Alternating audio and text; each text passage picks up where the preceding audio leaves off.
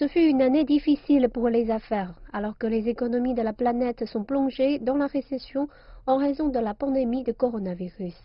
Et alors que les liens sino-américains sont en chute libre, la situation tendue avant les élections américaines a rendu plus difficile les fusions mondiales et autres acquisitions.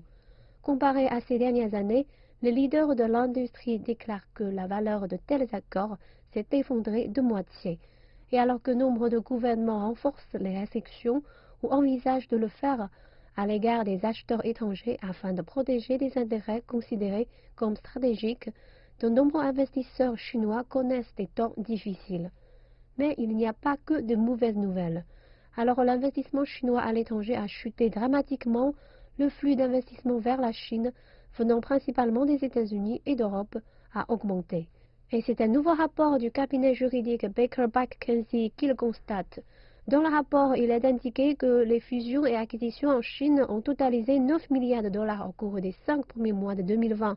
Cela signifie que l'activité dans les frontières pour la Chine a dépassé l'activité à l'étranger pour la première fois en une décennie. Il y a un phénomène très significatif qui se déroule à l'heure actuelle, qui est que la Chine a véritablement ouvert le marché aux entreprises étrangères occidentales. Pour vous donner un exemple, depuis cette année, les institutions financières de l'Ouest peuvent détenir en propre des sous-institutions en Chine et mener leurs propres opérations en Chine sans recourir à des joint ventures locales. Comme nous le savons tous, American Express vient d'obtenir une licence sur le marché des cartes de crédit en Chine. Et toutes ces nouvelles sont bien accueillies par les sociétés occidentales.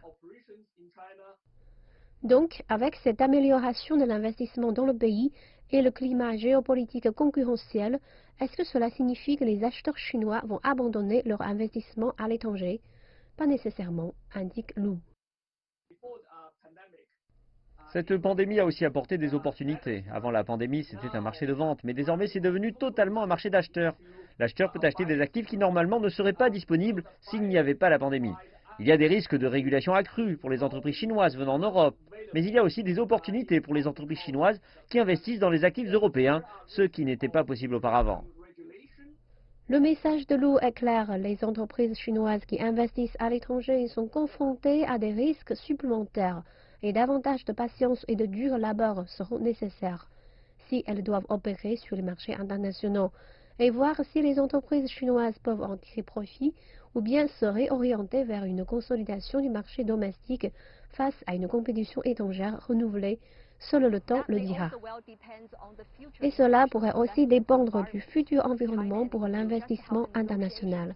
La Chine et l'Union européenne viennent d'organiser des négociations sur ce qui pourrait être un accord historique en matière d'investissement. Le vice-premier ministre chinois Liu He a indiqué mardi que les pourparlers avec les dirigeants européens s'accéléraient et pourraient aboutir d'ici la fin de l'année.